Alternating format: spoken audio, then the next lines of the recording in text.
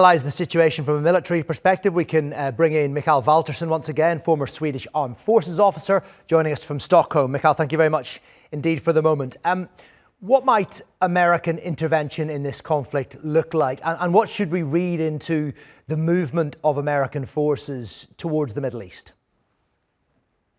First of all, the movement is to prepare an intervention if Trump decides it. Because if they don't prepare, they can't do anything, or they can do very little. And the main things they're going to do then is to attack the Fordov nuclear facility, because Israel hasn't any weapons that can reach it. And the Fordov facility is about 100 meters below mountain. And US is the only country in the world that has weapons that can reach it.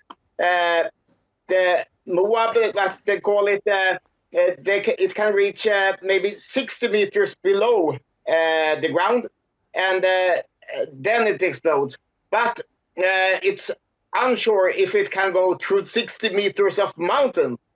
So it's possible that they can't attack Fordov with it either, or they can attack it, but they can't get any results. Not during one strike. They must do a number of strikes. And if they attack the same place a number of times, they probably will reach the facility. But another problem with the bomb is that it's only the US that can launch it. It's so heavy. So the B-2s or maybe the B-21s or the old B-52s are the aircraft that can carry it on the western side. So Israel needs both the bombs and the bombers, and that's the main use. Then the US, of course, can do other things, but I believe that would be the first thing they are doing. Yes, and I understand, as you say, that if 2 to 3 of these so-called these buster bombs were used on Fordo, even if the explosions themselves didn't reach the nuclear centrifuges deep underground, the shaking of the mountain may well be enough to damage those beyond being any use. Yes, but there's a problem which nobody seems to talk about. It's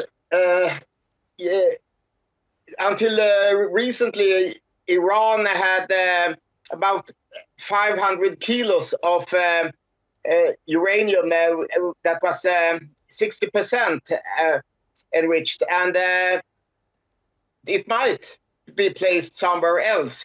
They can have moved it. So even if they hurt the Fordov facility, Iran might still have that amount of uranium, and they can rebuild the capability. And if they still have about 500 kilos of uranium, that would be enough to make about 15 atomic bombs. And you could enrich it up to the level that's needed for making bombs rather easily. So it might not be enough to take out Fordov to stop Iran from getting nuclear weapons.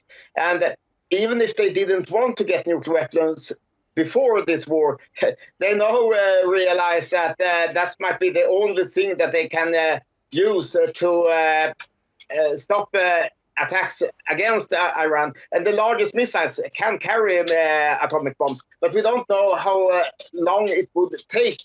They ought to need to test the bombs also, and they can't do it now. So that's the main weapons from the Iranian side. And then we also have the economic threat to the Hormuz Straits. Mikael, thank you very much indeed for the moment. Mikael Valtersson there joining us from Stockholm.